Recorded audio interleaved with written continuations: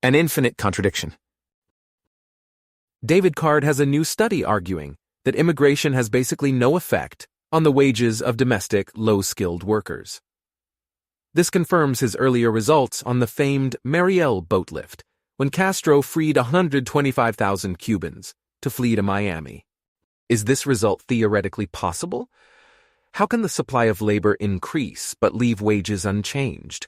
Card has little patience for these questions, as the evidence has accumulated over the past 2 decades that local labor market outcomes are only weakly correlated with immigrant densities. Some analysts have argued that the cross-city research design is inherently compromised by intercity mobility of people, goods, and services.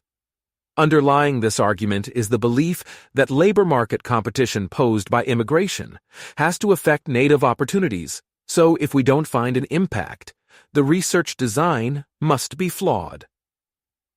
A better answer, though, would have been to go to the blackboard. Card's results are theoretically possible.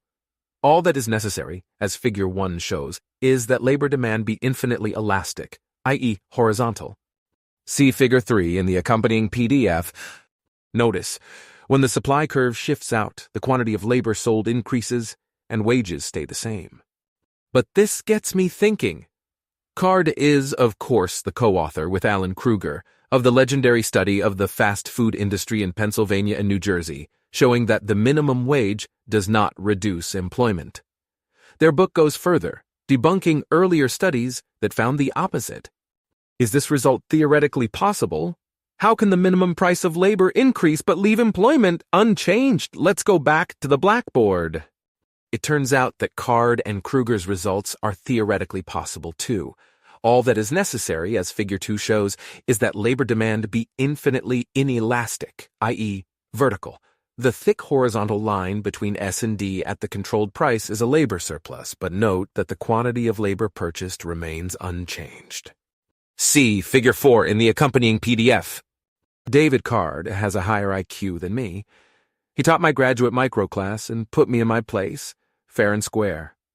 But taken together, I have to conclude that his research on immigration flatly contradicts his research on the minimum wage. His results for immigration imply that labor demand is infinitely responsive to price.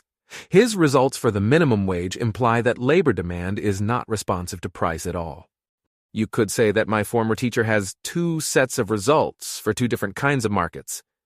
But in both cases, he's focused on markets for low-skill labor. Lots of immigrants from the Mariel boat lift presumably got jobs at McDonald's. He's not looking at 2 different markets. He's looking at roughly the same market from 2 different angles. What gives? I think Card's work on immigration is closer to the truth than his work on the minimum wage. But it's not because the immigration studies are well done and the minimum wage studies are not. The quality of Card's empirical work is uniformly high. I simply find his results for immigration more intrinsically plausible. Why?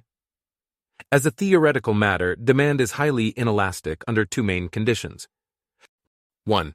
Total expenditure on the good is a small fraction of one's budget. There are no good substitutes for the good. In the market for low-skilled labor, neither assumption is credible.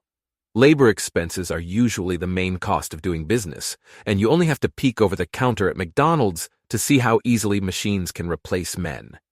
These simple observations are the main reason why I think immigration does not reduce domestic wages much, and the minimum wage has a substantial employment cost.